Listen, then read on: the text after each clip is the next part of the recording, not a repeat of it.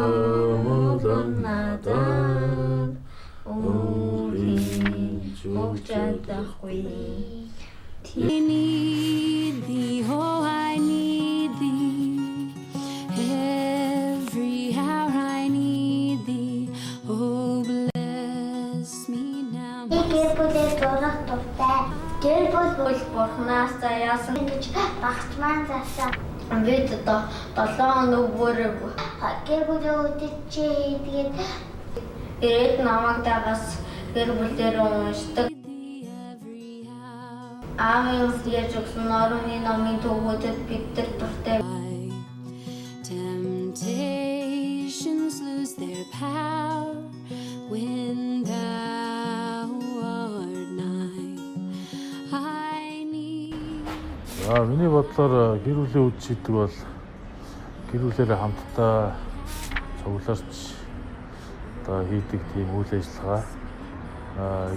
Гэр бүлийн нэгдэл гэж би боддгоо. Тэгээд гэр бүлийн үд шийх болгонд хүүхдүүд аав ээжийнхаа сайн мэдээний гэрчлэлийг сонссноор тэдний итгэл бас илүү өсч өгчдөг, илүү их сайн мэдээнд төвлөрсөн тийм амьдралаар цаашдаа амьдрах тэр эдийн төлөвийг одоо бий болгож өгдөг гэж итгэдэг.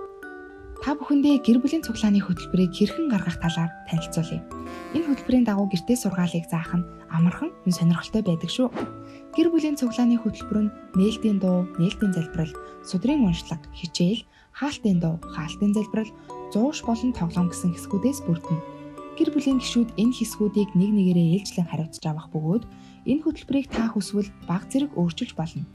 Цуглааныг гэр бүлийн хэн нэгэн гишүүн хөтлөн явуулах ба энэ нь аав, ээж, өвөө, эмээ, ах, эгч эсвэл дүүгийн хинэж байж болно.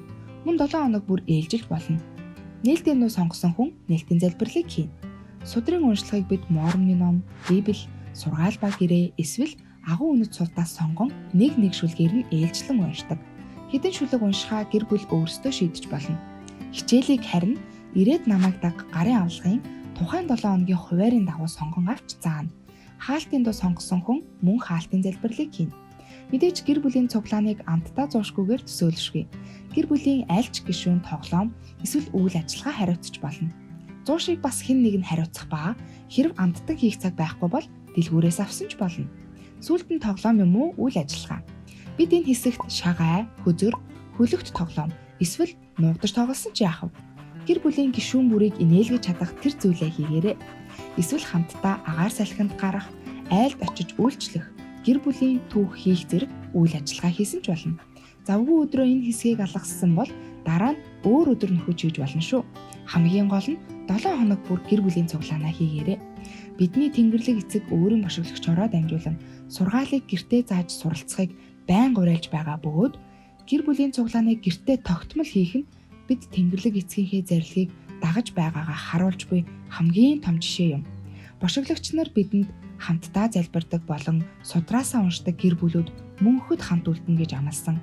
Энэ хөтөлбөрийг та бүхэн бичээд аваарай. Хэрв татаж авах бол Facebook-ийн Иесус Христийн хожимын үеийн гигантнуудын сүмийн найзуудын групп дээрээс авч болно. Мөн тойргийнхоо аль нэг удирдагчаас цаасаар авах боломжтой. Ингээд гэр бүлийн цуглаанаа хийж сургаалыг гэртээ заацгаая.